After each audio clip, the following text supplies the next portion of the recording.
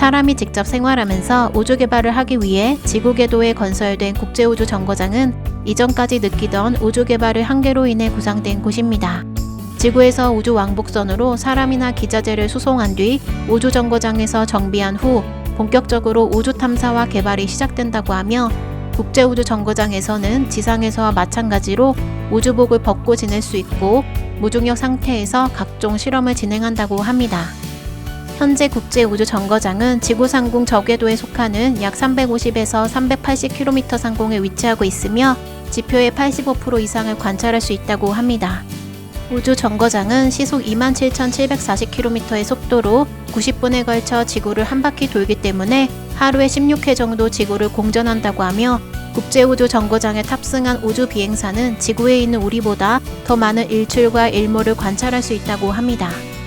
그리고 우주정거장에서는 지상에서 보는 것과 달리 오로라를 내려다볼 수 있기에 녹색의 오로라가 지구를 감싸고 있는 듯한 신비로운 모습을 볼 수 있다고 하며, 그 광경을 지켜본 우주비행사들이 지구에 와서도 절대 잊지 못할 순간 중 하나라고 합니다. 우주정거장은 무중력 상태에 가깝기 때문에 물체의 무게를 느낄 수 없고 고정되지 않은 모든 물체는 떠오르기에 물을 마실 때는 플라스틱 주머니와 빨대를 이용해 마신다고 하며, 식사를 할 때는 쟁반을 탁자에 끼워 놓은 뒤 포크, 숟가락 등을 끈적이게 만들어 쟁반에 붙여놓고 사용한다고 합니다. 그리고 무중력 상태에서 오래 생활하는 경우 뼈에서는 칼슘이, 근육에서는 질소가 빠져나가게 되므로 이를 보충하기 위한 음식 섭취가 필수라고 하며, 혈액순환이 신체 위쪽으로 원활하게 진행되기 때문에 머리가 뻐근하다는 느낌과 함께 두통이 자주 발생한다고 합니다. 하지만 이것보다 우주정거장에서 생활할 때 제일 불편한 점은 눈에 자극이 가해지는 것이라고 합니다. 먼지가 지구에서와 같이 땅에 떨어지지 않으므로 필터로 걸러질 때까지 공기 중에 떠다니며 눈을 자극하기 때문에 알레르기 증상이 나타나기도 하고 안구 건조증도 지상에서보다 더 많이 발생한다고 합니다. 샤워할 때는 통으로 된 곳에 들어가 샤워기를 이용해 씻는다고 하며, 공기 중에 떠다니는 물방울들은 진공장치로 흡입한 뒤 정화하여 다시 사용된다고 합니다. 그리고 배설할 때는 벨트를 이용해 변기에 몸을 고정시킨 뒤 배설한다고 하며, 배설물들은 우주로 배출된다고 합니다.